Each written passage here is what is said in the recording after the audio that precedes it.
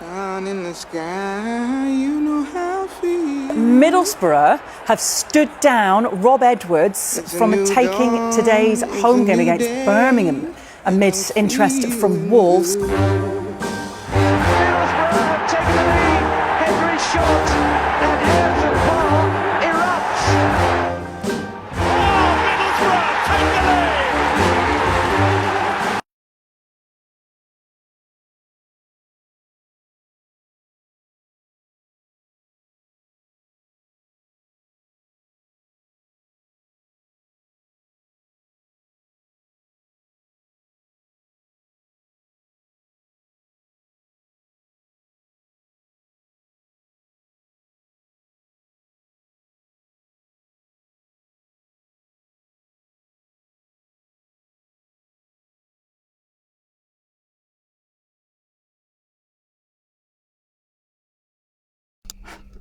Yeah. Do it in BSL.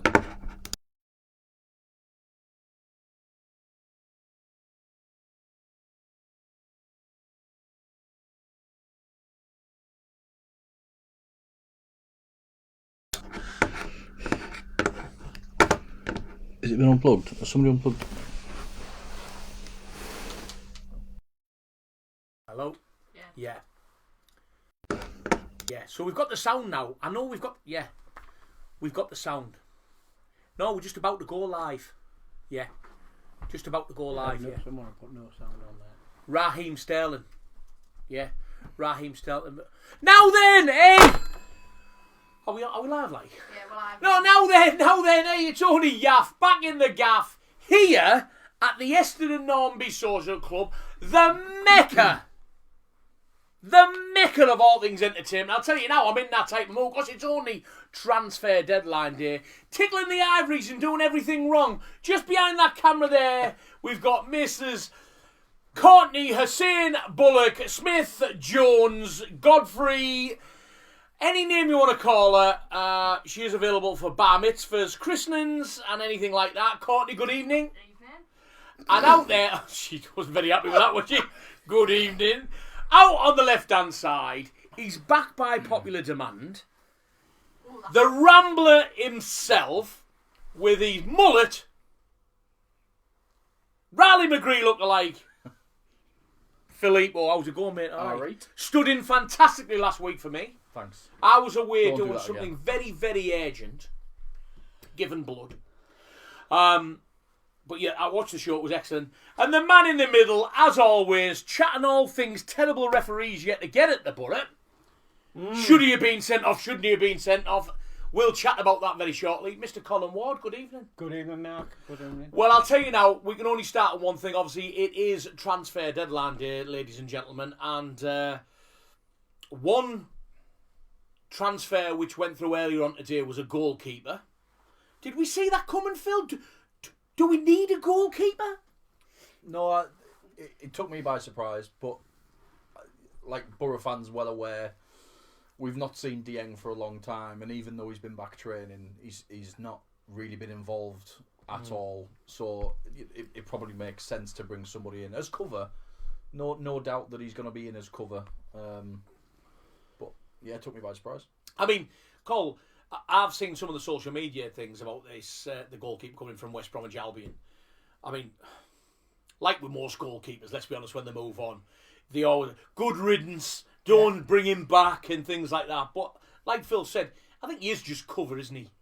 Well, yeah, the only other option you've got is the guy who came in as a goalkeeping coach. I don't think he came in to cover for Sol, so I think it's a sensible call. Yeah. And Yeah. I was actually talking with Tony Dicko earlier on, and we were saying that we're probably a goalkeeper short, and then bang, that came in. But very under the radar, because we all like to think we've got a few contacts kicking about, but there was no talk at all about a goalkeeper coming in the January transfer window. So hopefully, by and bear in mind, I know we think, because we've seen it on Sky now, that the transfer deadline is over and it's past. However, clubs have got till midnight to finish and finalise deals. So you will probably hear things up till about midnight of things coming out and, potential signings and things like that. But a couple of, transfer deadline day, we've got to talk about a couple of young Naipan goes back to Man City. As much as I probably think we haven't seen the best of a £12.5 million player, Phil, because that's exactly what he was. You know, Man City paid £12.5 million for the young European Player of the Year, and that's what he was. Didn't hit the ground running at the Boro, though, did he?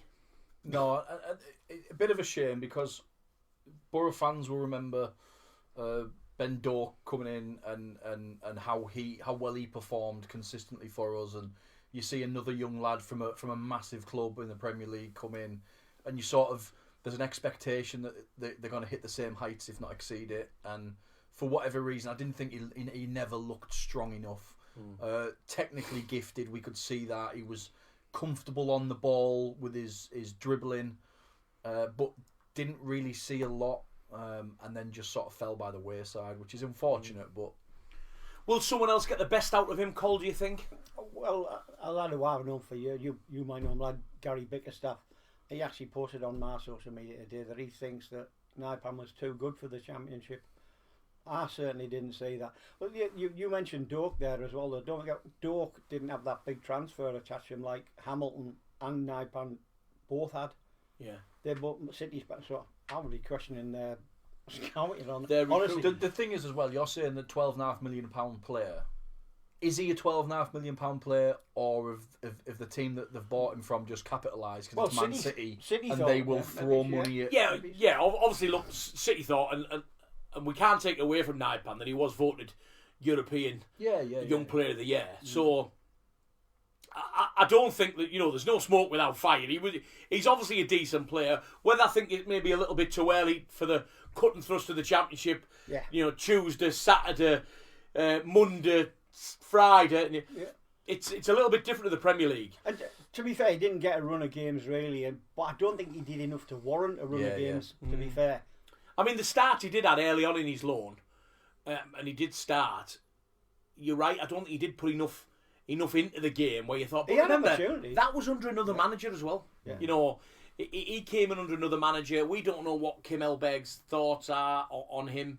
He must know him. Kim Elberg's come from a European club, so he must know of him. But for me, it was a shame. I mean, I agree with you, Phil. I think he is a player there. I just think he's probably a little bit immature. When you look at teams now, and I look at, we're going to talk about the Norwich game very, very shortly, but when you look at like Aloni, we've had it some months now, Alan Brown. He's been round the block. He knows how to play in the Championship. He knows how to play. He was outstanding for me against Norwich. That's the key though, Yaff, isn't it? The key is knowing the league. Yeah. Naipan, to be fair, and Hamilton as well, didn't know the league. Scared stiff of it, probably, I would think. Yeah. I mean, Hamilton just did. But he's still here, isn't he? It amazes me that... Well, Hamilton earlier on today... Sorry, Phil, for cutting you in. No, right. Hamilton earlier on today, and we've got Courtney checking the deadlines all the time as we're going through it. And like I say, it's got till midnight for any deals to go through, really, for paperwork to be done and processed through. Hamilton there was a team, was it Plymouth or... There was a team today looking at him, maybe taking him out on loan. I mean, it's a bit of a fall from grace, that really. But look, you never say never in football. He could go there, score 25 goals from now to the end of the season, end up back in the Premier League. You don't know. You don't know for me. He went to Stockport. Couldn't get a game. I think he played the first 3 games for Stockport and never came on as a sub the odd time, never featured again in the starting 11. So, hey, we'll see. We can only pass our best wishes tonight, man. Thank him for what he's done for our team, where we are at the minute. He's played his little part, I suppose. But yeah, the goalkeeper caught us out. While we're talking about goalkeepers very quickly, can we just talk about DN? We're not normally open and candid on this show. We like to speak in fact. But there was a lot of rumour, Phil, on social media. You'll have all read it about why Dieng hasn't played a game for Boro. Now, yes, he had the injury, and they decided to have an operation midway through the season. But the reason he would decide to have that operation then is because he was being told basically he wasn't going to play.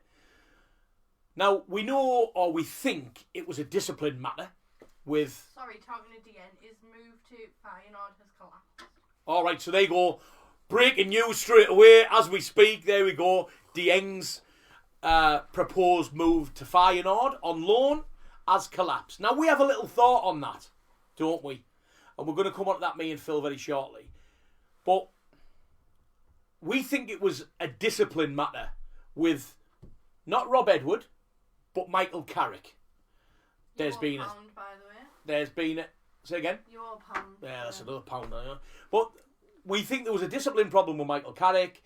Something has gone on to the point where I believe, and this is only my opinion, that the club has made a decision on Dieng that he will not play.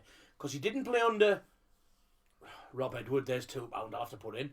And he's never even had a look in under Kim Hellberg. At all. And we know he's been training because we all see the pictures of them training. So he's training with the first team squad. But to know you're not going to play or have a chance to play at the weekend, how much effort do you put in, Phil? I find it a bizarre situation because whatever happened under Carrick's watch. And normally when players don't get along with managers, when a manager is then moved on or relieved of their duties or go to a team that they think is going to be better than the team that they're currently at, for example, Or close at home. there's normally like a bit of a reprise, and that player would be given an opportunity under a new manager.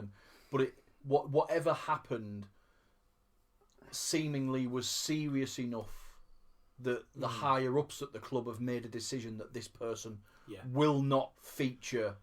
So it's not he's had words with Michael Carrick and they've had a disagreement. It's got to be a bigger Players issue. must do that every day. Yeah, Players and managers don't get on. It's part and parcel. It's got to have been a much bigger, much more serious issue if the club have we're assuming, have prevented him from featuring under Rob Edwards or Kim Hellberg so far this season. And also the fact that other teams, I think there was a chat about him going to Hull City, fell through. Courtney's just broke it there live on Boro chat there that the deal has now fell through with him going on loan at Feyenoord. We know he's fit, so the deal's gone through. There's two reasons. We were chatting about this just before we came on air, Phil, about this. He's still got, and correct me if I'm wrong, I'm sure if Paul Beck's watching, he will tell us straight away, but I think he's got 2 years plus left on his contract. Now, if the Boro were to go up, touch wood, at the end of this season, he will have an inflated price of his wages. Absolutely. So, is he bothered about sitting on the bench? Well, he's not even sat on the bench, let's be honest. He doesn't get named on the bench. So, is he bothered about sitting around thinking to himself, well, if they get promoted anyway, my salary's going to go from that to that? And I would like to think, as we've all played the game, even Courtney's played a lot of ladies football. We've all played the game. We'd like to think that players just want to play football. Yeah. But also, there's players out there who just think, well, hang on, I'm getting X amount of pounds now, and if they go up in 14 games' time, I'm getting X amount of pounds, and they can't do nothing about it because they've got to pay me it. I just think, if the Boro didn't want him, one, you'd either terminate his contract, but then you've got to pay it up. Mm-hmm. And we know he's on a big contract because he's a £7 million goalkeeper, by the way. And two, why are the deals falling flat? Because if the Boro want rid of him, they'd try their hardest to get that deal over the line. Yet, is it the player who's saying, I'm not going there. I'm happy to sit here on the X amount of pounds I've got. I think it's strange that a £7 million rated goalkeeper is only attracting attention from Hull City, a Championship side, and Feyenoord, and that's it. Yeah. That's like well, that's all we know of Cole, isn't it? Well, yeah. I just think it goes back to the incident that I think it was serious, and this is just me, that it was serious enough. So I think he's now for the club to intervene and have a reputation. He's now got a reputation that he's a bad egg. But he's going to sit there and take the money. And I can't fault him for that. No, anyone would, wouldn't they? I mean, others have done it. Yeah, I'm not saying he's greedy. I mean, at the end of the day, he's got a contract. He's got a contract, doesn't he? At the end of the day, but anyway, look, don't forget you can get involved. There's lots to talk about. You're probably watching. You've probably got us on one device, and you've probably got Sky Sports News. Other news outlets are available. However, you've probably got Sky Sports News on their deadline day show as they all ticking in and things like that. But don't forget, you can get involved. Messages in. Phil's going to do the social medias. A couple of big thank yous first and foremost. Got to thank you, obviously, the Essendon Norby Social Club. You know, the mecca of local entertainment, Philip. Absolutely. Simple as that. You know, for big trying to get a big thing over the line for later on in the year, the Essendon Norby. But wait, Just that Celine Dion act you want. more about that later on, I think, later on down the line. Thank you to Tony at BT Promotions. Had a good chat with Tony today. Like I say, we were chatting, funny enough, saying, are we a goalkeeper short? And then, boom, suddenly through the door, in walks a goalkeeper from West Bromwich Albion. Teesside travel. Actually, I will be going to Sheffield United on that there Teesside travel coach. Phil, is there any seats available left for that? Couple of seats, yeah. Couple of seats left for Sheffield United. So look, instead of going in your car, come and we're yaff, we'll have a chatter, have a sing-song, have a bit of a blind card, we'll have a bit of banter down to Sheffield, go and watch us pick 3 points up, and we'll have a little sing-song on the way back as well. So get yourself down onto that. I presume they just go on the old Teesside travel page, Phil, and ask about seats, blah, blah, blah. Drive, the 3rd biggest driving school, Colin, in the country. Oh, I don't know where I am with him. Oh, yes. The 3rd biggest driving school in the country. I tell you what, he needs to sort himself out, that lad. He's been 3rd for a long He might just like bronze. But it is the biggest or the best driving school for training driving instructors, apparently. I thought he liked red. And we don't mention that on here. And so thank you to our fantastic sponsors. I think I've mentioned you all. Thank you so much. And don't forget, get involved with the old social medias. Coming up on the show tonight, we've got the transfer deadline with Courtney. She's going to be chipping in all the time with transfer deadlines. If you hurry up so I can tell you my news. Go on the news. Just hang on. cut me dead So, if there's news. Hold the front page. failed his medical. How do you fail a medical? Wow. You don't pass it. Yeah. Wow. There you go. Dieng has failed a medical. Are we joking? He was on the bench 2 weeks ago, wasn't he, for us? How can you be fit enough to be on the bench if you fail your medical? But anyway, I just don't think that lad wants to go anywhere, to be honest. Phil, let's go to social medias. Yeah, Paul's watching, Eddie Fearon's watching, Maria Fano, Alan Marty says, good evening, lads. Al. Tony Dixon says, hello, chaps, out walking, listening to the show. Paul Burke says, transfer deadline day, or as us Boro fans call it, Monday. Jen Fowles is watching, good evening, guys. Good evening, Jen. Well. Fallows is watching, Chelsea, Trafford's watching. She's commented saying Yaffa. Oh yeah, Chelsea was worked with me on an ITV little show. Oh, were you on ITV? Yes, never said, and did he? she also worked with me on an episode of Coronation Street, which will be out very shortly. Eddie Fearon says no striker, disappointed. Yet. Whoa, Eddie. Yet, mate. Yet. We don't know. Up till midnight we've got. You may even hear things in the morning. So don't you worry about that. I think there is possibly 1 or maybe 2 still to come to the club. Not Raheem Sterling. Tony Archer says... Raheem Sterling. No. Tony Archer says Wildsmith is a bench warmer. Maria says evening, guys. Tash Fletcher says Tash is here up the borough. Oh, Tash! Jordan Stott's watching. Simon Danes says main thing was keeping Hackney, and we have the squad's good enough without another striker coming in. No point buying for the sake of buying. Loved how we played on Saturday. Brilliant football. And also a lot of fight and determination from the team. 16 big games left.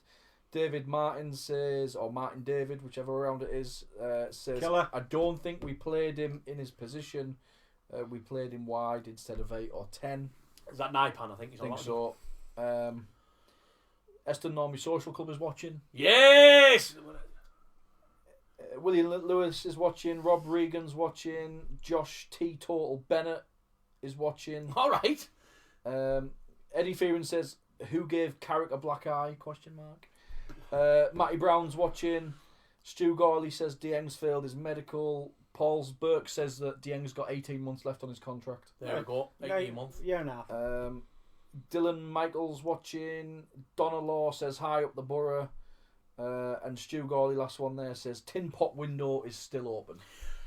Stu Gorley is over there in that there transatlantic, isn't he? He's over there in Canada. He's Canada. Transatlantic. Canada. He's over there with the bears and the snow, right?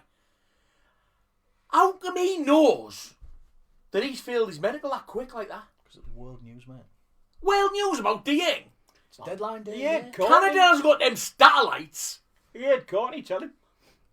Well, they've got Right, Starling. we're the biggest show in Canada.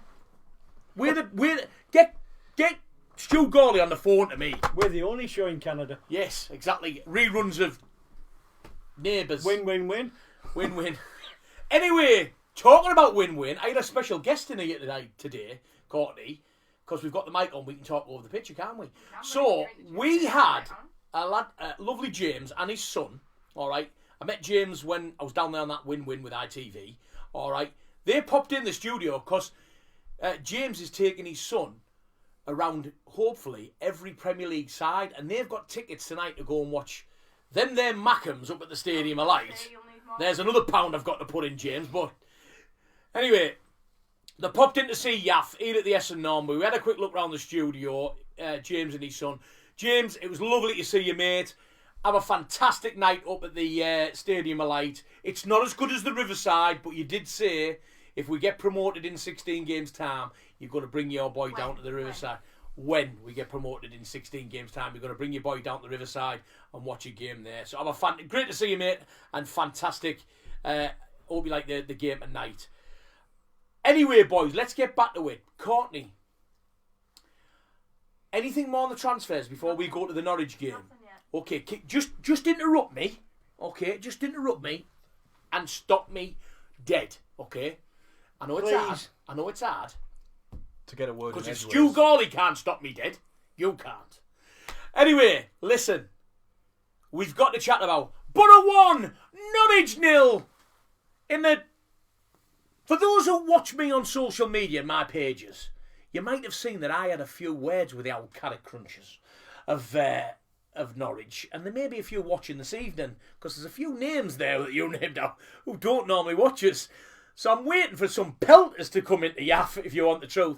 But look, they got me all wrong because there was an article on Teesside Live in the Evening Gazette which said that their manager had basically sent a warning to the Boro because they beat Coventry. And I didn't put nothing negative. All I put is, and look, good thing about Boro fans, we all know, majority know a good bit about football. All I said is I hadn't seen Coventry misplace passes or plays badly against any other side as Norwich. Norwich did well to get the win. Well, I got some pelters. Another Boro fan who thinks they're going to stick 3 or 4 past us on Saturday, well, you'll be surprised. Well, I was surprised, because we didn't stick 3 or 4 past you. We just put the 1 past you, didn't we? So you can get back in your cage, you Canary fans, and sit on your perch, right? Because we'll keep doing what we're doing, and you keep doing what you're doing badly. Are they giving me pelters yet, Phil? Are they giving me pelters? I think there will be now. I'm not even going to apologise for it because they give me loads of pelters. Just your mum saying he's off on one again. Oh, yeah. But yeah, they give me pelters. But look, let's go to it. Should have put 3 or 4 past them, by the way. Was it, Colin, I want to come to you straight away. First of all, was it a game? Were you going into that game on Saturday thinking, must win? No.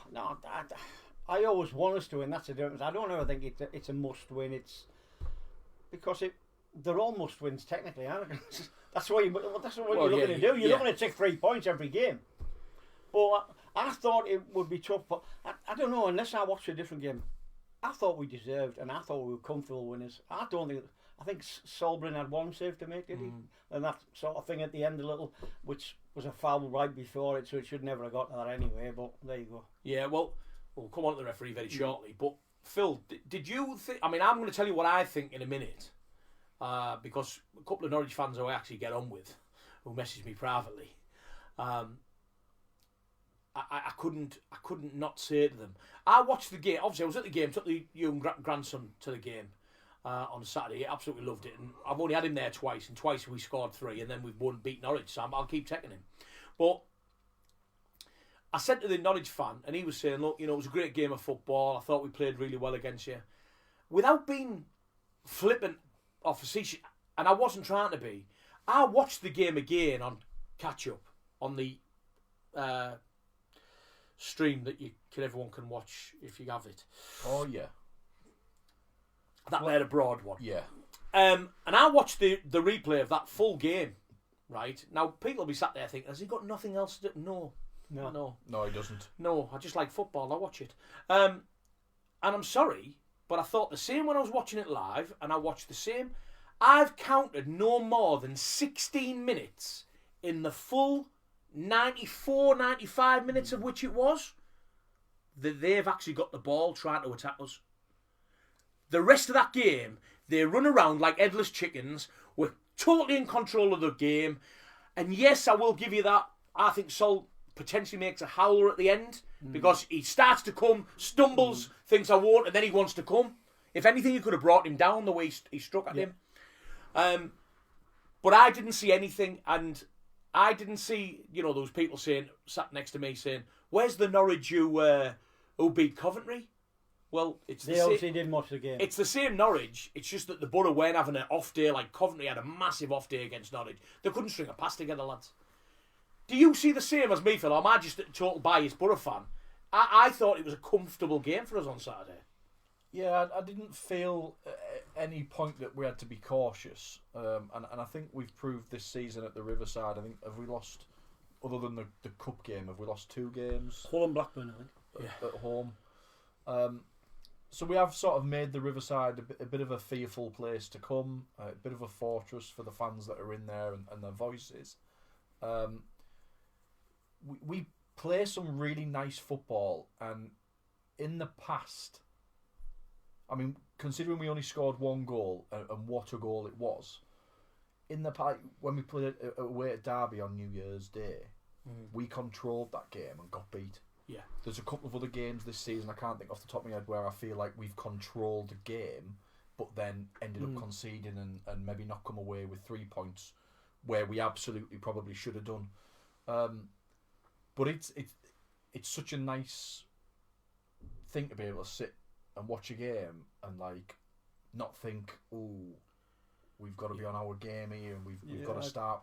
It was just so natural. It was a great game. I actually thought, I mean, we can talk about the goal all day long. I mean, the goal was a fantastic goal. He brings it into his feet, gets into his feet, lovely, just takes it out off his right foot and hits it. It's a rocket. I mean, don't get me wrong. I've seen him hit rockets and they've hit Rose Head or they've gone 20 yards wide of the post. But what I will say is that one didn't. It was a perfect shot. And they've got to give... And I understand why they give Aiden man of the match. Because he did play well. But there was a few. I was talking to Big Tony Dicko today about this. There was a few. I thought Morris played really well. I thought Alan Brown was excellent. I thought Aylan was excellent. I thought Melander was... When you've got a team like that where...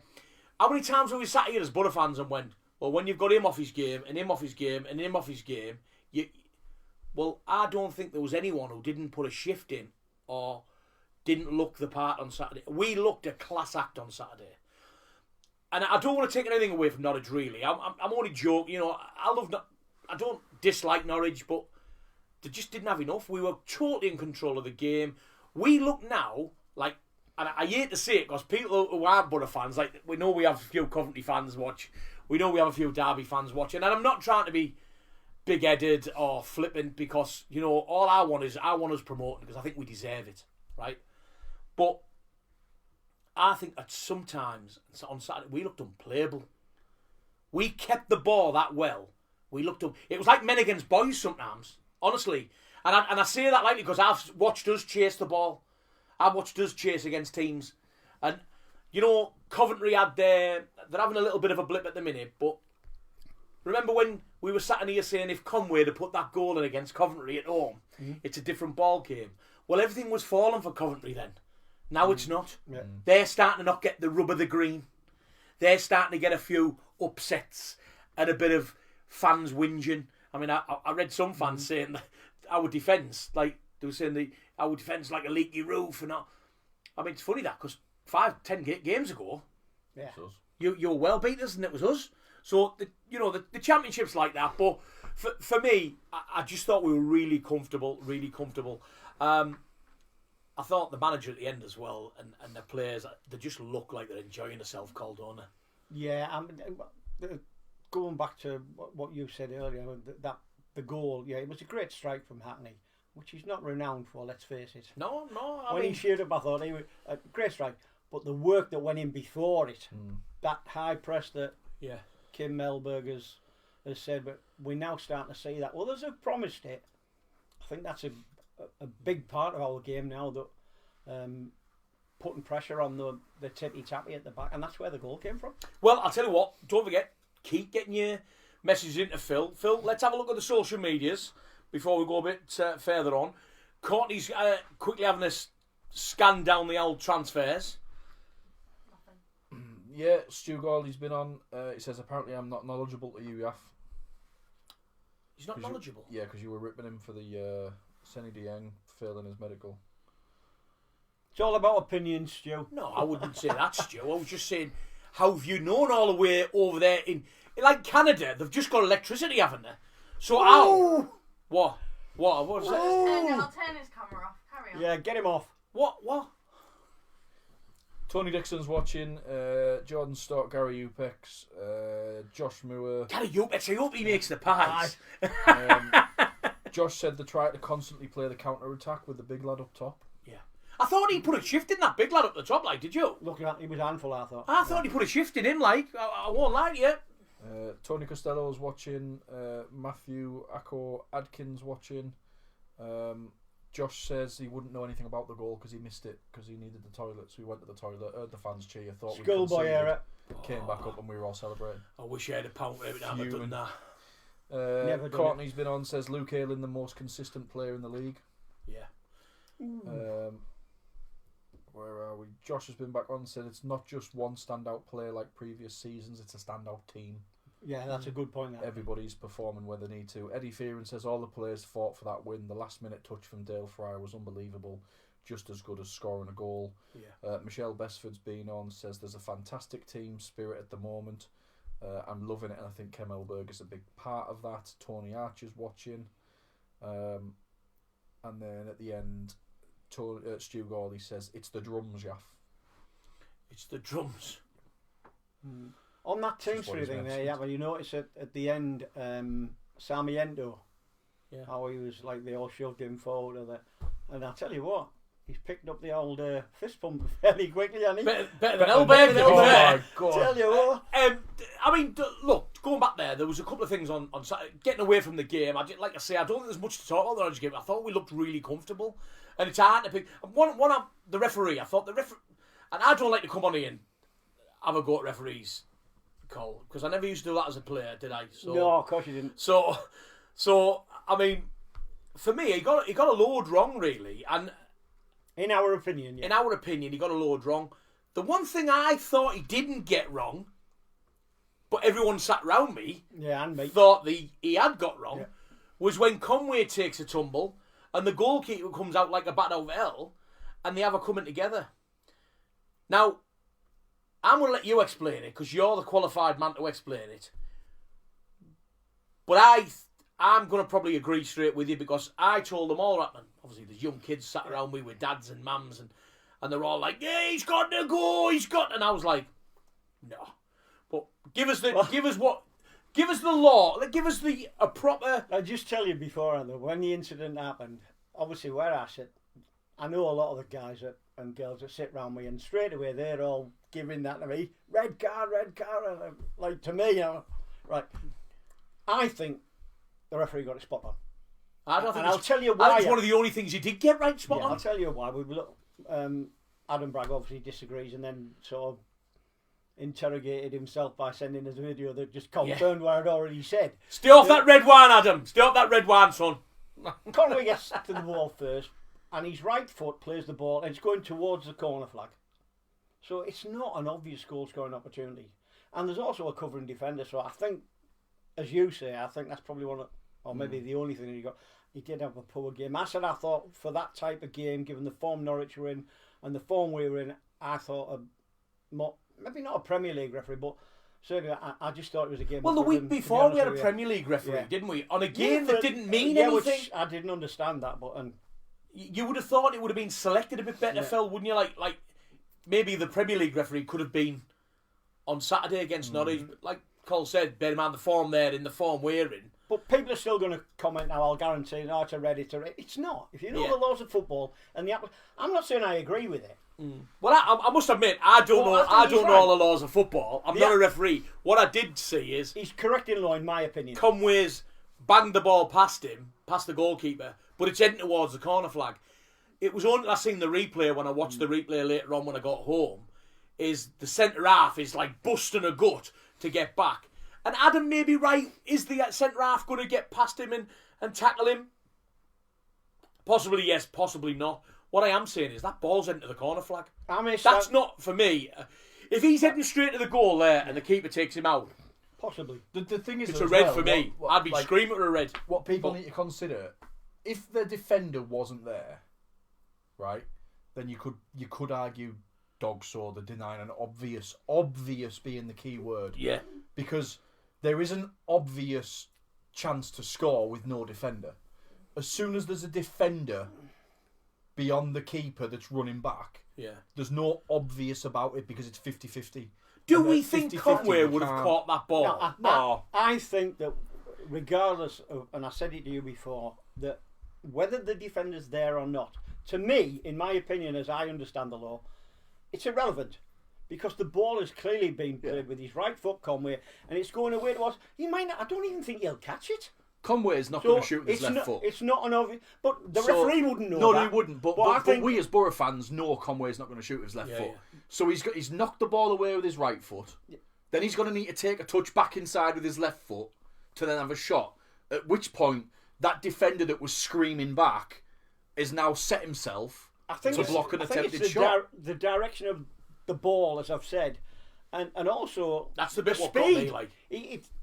There's no way that is an obvious goal scoring opportunity. No, you can't possibly, because it's going towards the corner flag, and whether he's got the best left foot in the world doesn't matter. I don't think he's going to get a foot on the ball. And if like obviously you sat in the stadium, couldn't see it on a replay there and then, but when you watch the replay, the goalkeeper is watching the ball. You can see him watching the ball the whole time.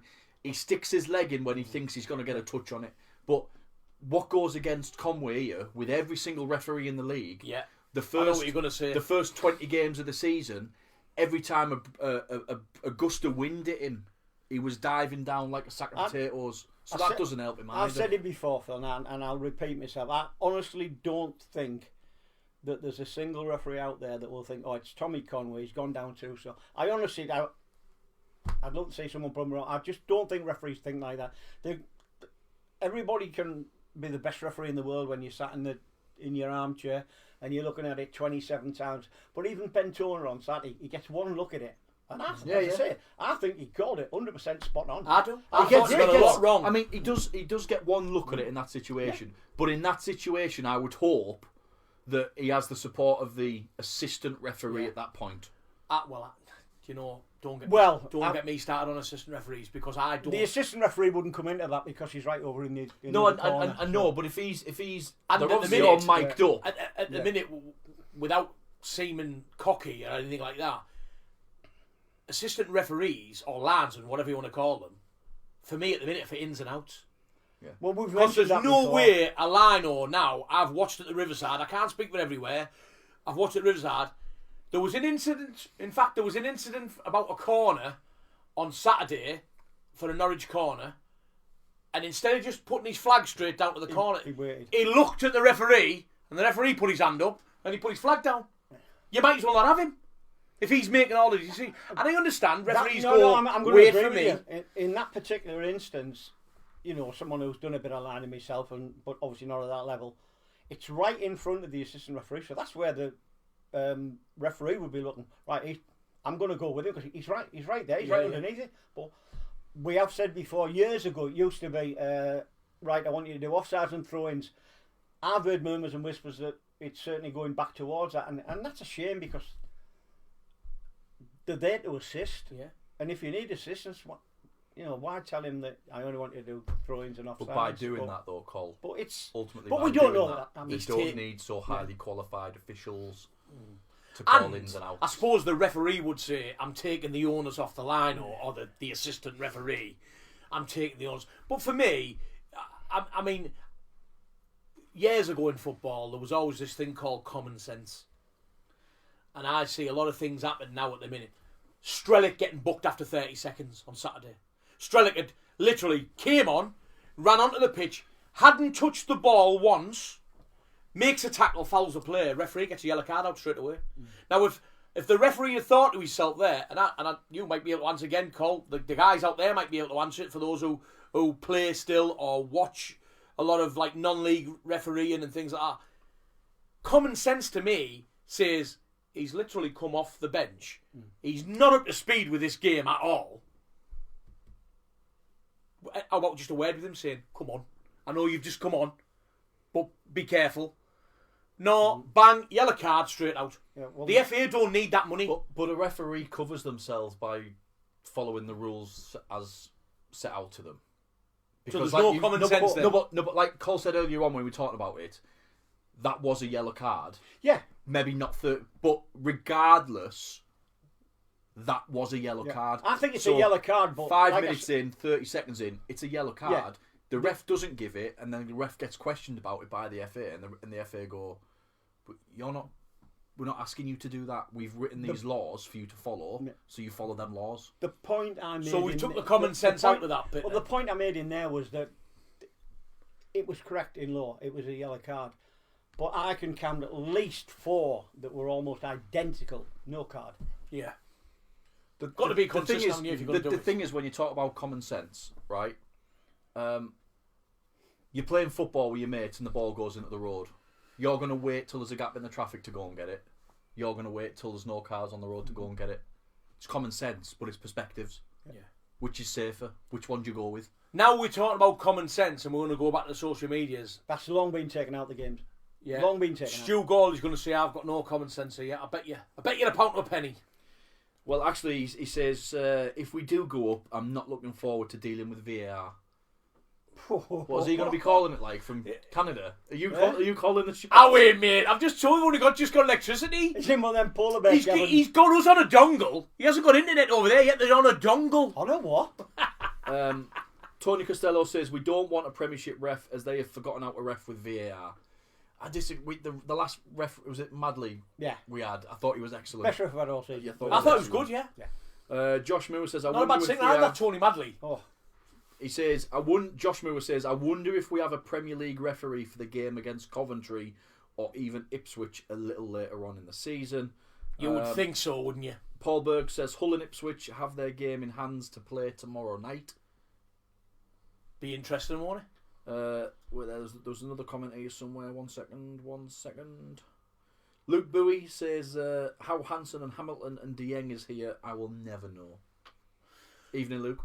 Good evening, Luke. I don't know. I mean, I said the other way. There was a murmur of Hansen going out today, wasn't there? There was a murmur of Hansen going out. Anything on the show? No. Oh, I thought there was one bit of transfer news. Yeah. there was nothing. Nothing. Because Hansen was supposed to go out today. Senny, I think, is still injured. Same as the big fella at the back, Edmondson. Both got knocks, so they ain't going out anywhere. But there was talk of Hansen maybe going out, and again. Was Hansen on the bench? We've got on midnight. They could still go out. But, I mean, we say that the deadline for English clubs has passed, but it's different. I think in Scotland, it's different in Europe, it's different in America, it's different in Asia. Like, although we've not brought up, like, we can still lose players. You can send players. You can send players them Tim Pot leagues all day long, Phil. Yeah. You can go on a Thursday. They don't care whether it's Pancake Tuesday or Bank Holiday Monday, mate. They'll sign them, no problem. Anyway, listen, big, obviously, game coming up. And big news from us, really. This is my part where I've got to give you a bit of information. So, all you people who watch us on Boro Chat on a Monday night at 7 p.m, you will probably all be asking the question, what we're going to do next Monday when Yaff and Young Yaff are on that coach. And Younger Yaff are going to go down to that there Sheffield United because it's a Monday night kick-off at 8 o'clock. So how are we going to have our show? Well, we're not. So what we're going to do, and we're going to trial this, because obviously World Cup coming up as well as hopefully, touch wood, when we're in the Premier League. We're going to change our show next week to a Sunday. So Boro Chat next week is going to be Sunday, 6 p.m. till 7 p.m. So we've not only changed the day from a Monday to the Sunday, but we've changed it from 7 till 8 till 6 till 7. All right? Tune in exactly the same way. It'll be uploaded to YouTube like we upload all these shows now to YouTube. We've also just purchased a little bit of kit where we're going to be going live on YouTube as well.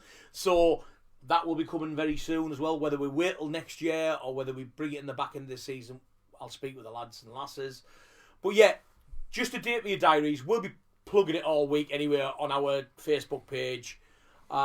Sunday the 7th of February? 6th, isn't it? No, 8th. 8th.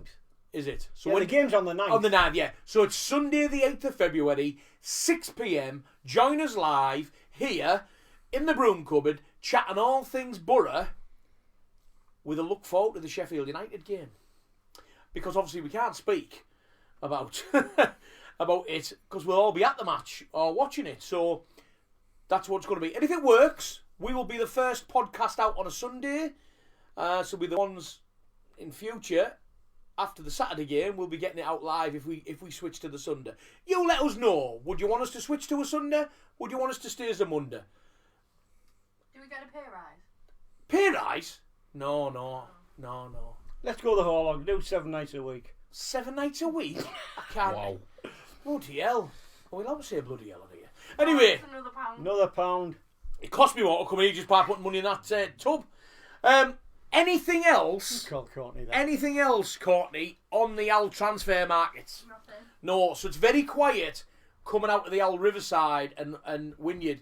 We normally have a roving reporter up there. We were going to send Paul Beck up there, but I think he's away again. He's in some. 63 doesn't go that far. He's in the Valentine's We've hot sent tub. Gal to Brazil, though, haven't we? Oh, Yeah. Gal's in Brazil, but he's scouting a young Brazilian. Yeah. However, careful. she's female. What I will say to you is, massive, don't forget the Sunday show. Please get in touch with us. Let us have a look. So the transfers, Bro goalkeeper in. Al Munro, what's his first name, that young lad, the left back? Finn Munro. He was on the bench on, is that the second time he's been on the bench? Did we notice the young kid, Come on, pronounce it. what's his second name? Young kid, 16-year-old, used to play for Northornsby. Cruz. Cruz hasn't been on the bench last couple of times, has he? No, he probably shouldn't have scored that hat-trick for Ibba, the isn't it? 23. Cruz Ibba. Cruz, now whether that's just they're trying to get him a feel for it, Cruz I Campbell. don't know. But they reckon he's going to be How old is he? 16 years I was old. gonna say, he's 15, 16, isn't he? 16 years old. I Youngest Boro player to come on in a FA Cup game, I think, in history against Fulham. Yeah. So it's great for Cruz. Local lad, another new local lad coming through the system. Phil, transfers. Let's go back to that.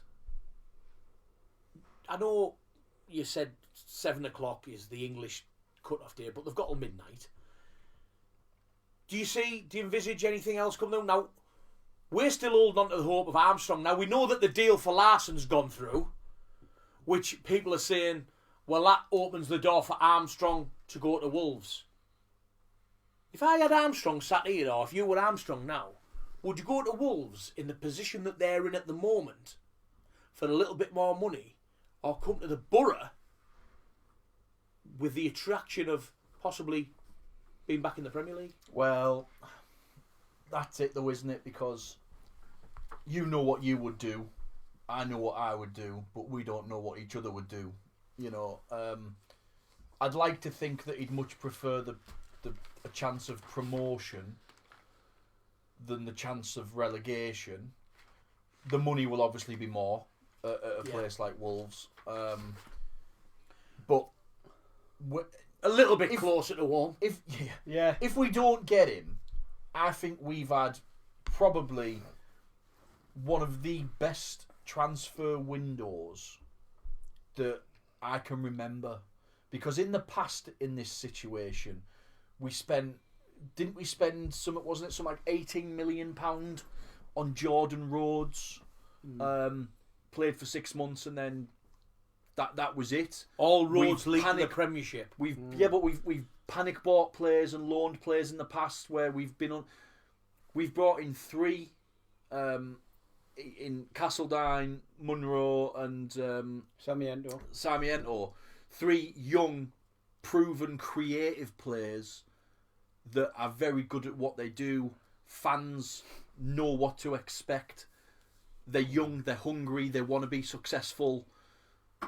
We've brought in a goalkeeper to cover. Remember, Sarmiento is on loan, but with an option to buy him. No, but with a big the option fact that to buy we've been able to bring in the type of player like Sarmiento, where in the past, 3 weeks ago at the start of this window, we were all sat in here talking about the possibility of Patrick Bamford coming back to the club, and now we're looking at Armstrong.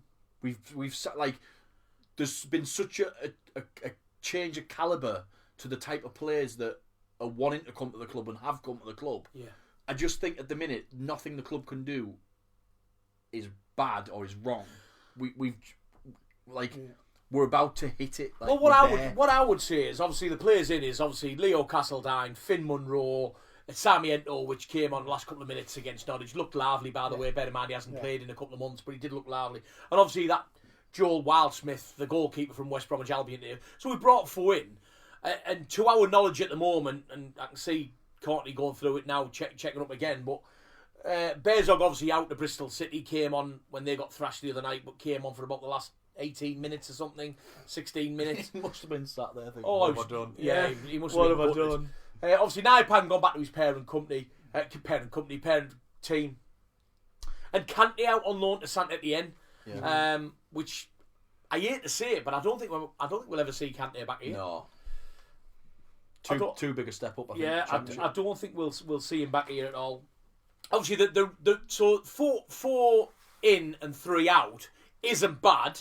What I would say to you is, what I would differ from what you said is, I don't think we've had this transfer deadline day has been no different to what we've done for years. Yeah. And we've done it for Boro Chat, and we've done it for another local podcast / radio station, where sometimes you sit there and talk through a transfer deadline and you've got nothing to talk about really, because the Borough have done nothing. What I would say is, this is probably the only time we've been sat together where we've brought 4 in and 3 have gone out, but the team is, I think it was, who was it who said earlier on, we don't need, was it Luke? No, lad who we had in here on the show. Josh. Finn as us. No. Anyway, it was one. He come on and said that we don't need anyone else. The team's on fire. We're scoring from across the park. Well, actually, I agree with him there. That we've never been in a position on a transfer deadline day where everything's going right for us. We are scoring goals with not necessarily a renowned striker up front. But Strelic's now back, looked lively when he came on Saturday. Yeah. Sarmiento looked lively when he came on. So there's 2 strikers we're talking about, which we didn't have 2 weeks ago. Well, Castledine as well. And Castledine, if you call him a striker, I know he likes to plays out on the wing, doesn't he, and sometimes in behind the striker, but scores goals. So actually, we have addressed that situation, haven't we? I know we're only going back 20 games, is it, to the first game of the season, and I remember saying to you, look at that bench. There's nothing on there to get excited about. And nothing that's going to come on and win games or a difference on Saturday. Oh, yeah. I mean, a lot of people would say, how does Dale Fry not get in the side? But Aylan, and Courtney said it, Aylan's never put a foot wrong, really. Yeah.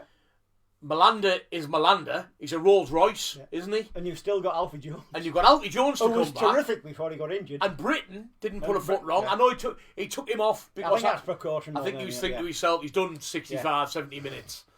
But Britain came back in. It's a good bench to have. It's always a headache for the manager because they all want to play, don't they? Anyway, Phil, not long left on my new watch, which does everything, tells you your heart rate, does everything. And at the minute, because I can't use it, all I'll tell you is it's 7:20 in China. Last one on the old social medias.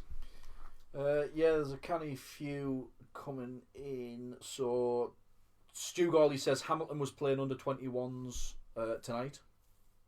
Featuring for the under 21s tonight. Wow. Luke Bowie says boo. What? Boo. Boo! Yeah. Don't scare me, mate. You don't scare me at all. Because you're talking about going to a Sunday for the time being. He can't do Sundays. Thanks a lot. Why can't he do Sundays? But he has a good suggestion here, though. He says get Courtney to do it. Why can't he do Sundays? Luke, very quickly, come on, why can't he do Sundays? If you give me a decent excuse why you can't do Sundays, I'll think about it. Eddie Fearon says, Boro chat live from the game, Yaff. Not going to tag us. Oh, do you know what, Ed? We'd love to do that, and we have actually approached the club. Not allowed. But as much as the club like to be that family club and They try and claim copyright. everyone together, no, mate, they won't let us use the badge. They won't let us use their name. They Right, won't. let's stop. Move on. Yeah. Lisa Janey says, hey. Hey, baby. Luke's been on, says Sundays are rubbish. Stu Gawley says Right, Tuesday. well, stop. Sundays are rubbish. Stop there. This Luke Bowie's going to get it off me if he doesn't start telling me some answers. His Sundays might What do be you mean rubbish. Sundays are... My Sundays are super Sundays, mate. Absolutely. I watch football. I watch my little lad play football. I have a massive Sunday dinner. I put my feet up and I watch more football. Sometimes I might even talk to my wife. All right? You tell me why you can't do Sundays. He's working till 7 p.m.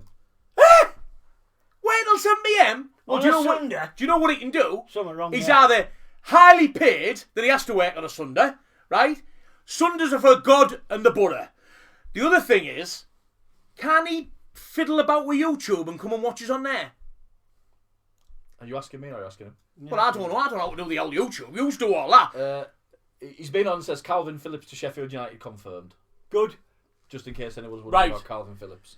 I can't say what I said about Calvin Phillips earlier on, but it begins with an S. Right, And move. wait, that's what I think about Calvin Phillips, because you wouldn't get in a Boro side. It rounds with right. Ian Hockney says, what happened to Castledine? Michelle Bestford's answered for us and said took a knock, didn't he? Yeah, he was injured. Yeah. Counting Melander says Ian Hockney, it's been a great January. Obviously, we bought him in August. Yeah, but To Ian's come in right. January. He's like a January signing, isn't he, really? Eddie Fearon says striker should be a priority in my opinion. Chances created but not converted. Conway put a great ball across the box on Saturday, but no one was there. He should have been there. Jamie Jackson's watching. Kante is on loan to buy. Yaff, says Luke. Yeah. Michelle Bestford says Morgan Whittaker seems to be going through a purple patch as well. I thought he was poor on Saturday. Don't forget, Paul made a great point there. The deadline window has passed, and that their team up the road haven't recalled Matt Targett. Well, I actually read something about that this morning. I thought Paul would have been on about that. Newcastle. I was actually talking to Tony Dixon about it this morning. Newcastle were not very happy with Matt Targett, saying that he would like to stay at the Boro because he's enjoying his football. His family would... Bear in mind, the only living county Durham, his family have moved to Teesside. So his family were enjoying it. His kids were enjoying it at school. And that he didn't want to... If he would come back because he's contracted to come back, but he's enjoying his time at the Boro. He's never missed a game, he said. And apparently the club Newcastle weren't very happy with that and basically said, theoretically, and you heard it here first. I'm going to play devil's advocate here. Where have we heard that before? Someone doing something for his family. Yeah. But what I will say, Cole, and I said it to Tony earlier on when I was talking to him, it hasn't come out yet, but it'll probably come out today, tomorrow or the next day. Matt Targett is theoretically a free agent. Yeah, it's... Just hold your comment there about spending time with family for me. Oh, no. Because Linda Ward's been on, Oh, here we go. and she said, Linda, ring me, Linda, ring me. if we do it on a Sunday, it's less time for Colin to spend with his wife. And on that bombshell, You get me to bother I think you. you're in the doghouse. and on that, I tell you what, this has turned into an episode of Blind Date here. Right? Blind drunk. Listen, thank you so much, Courtney. Thank you for everything you do. Maybe you could do this, Courtney, on a Sunday, on a Monday night. Courtney live at the Esslin Normanby On my own. on your own. Maybe like Courtney Silver. doing your hand gestures there. Anyway, thank you, the old Rambler. Thank you so much, Cole. It's been emotional. Thank you so much. And hey, listen, on a week that sees Boro. Hang on, you haven't done predictions? Don't need to do predictions. Why do we need to do Oh, predictions? yeah, because we're playing coming Sunday. Do you know why we don't need to do predictions? I predict... Because the only one who's not going to be watching is Luke Bowie! Because he's grafting the greedy get! Anyway, Tesco. listen. Other superstores available. Yeah, others, yeah. Tesco on a Sunday, they should have bought. Exactly, Gale! There's no... Like, That's a good point. Luke, They shouldn't have 4, mate. Take a sickie. Anyway, listen. On a week that's seen Boro smash another hoodoo, because generally don't do back-to-back wins at home. And close a 10-point gap. Close the 10-point gap. See Big Frank, and Big Frank, I do love you to bits, mate. I have, without like being big-headed, I've known Frank since I was about 16-year-old. Without being big-headed, Frank, you have threw 10 points lead away and you are crying in your sleep. We will see you all, same bat channel, different time, 6 till 7, not 7 till 8, Luke Bowie, 6 till 7 on Sunday, the 7th of February, where we'll be chatting all things Boro. Going down to that there, Chris Wilder's, Sheffield United. 8th of February. 8th of February. Oh, you ruined it. Do it again. Take 2. We went on live there, were we? Ah. Anyway, any more transfer rumours? Courtney, quickly. We're trying to stay on a bit longer, trying to get the viewers. No. All done. That's it, innit? Is that it? Can't go out like this. Come on. You're going to be daft. I can't be daft. You can. I can't because I haven't got a prediction. However, I'll do a prediction tonight because my mate's going to watch Sunderland. Who was Sunderland play tonight, Cole? Burnley. We'll do a prediction here. Sunderland 0, Burnley 6. See ya.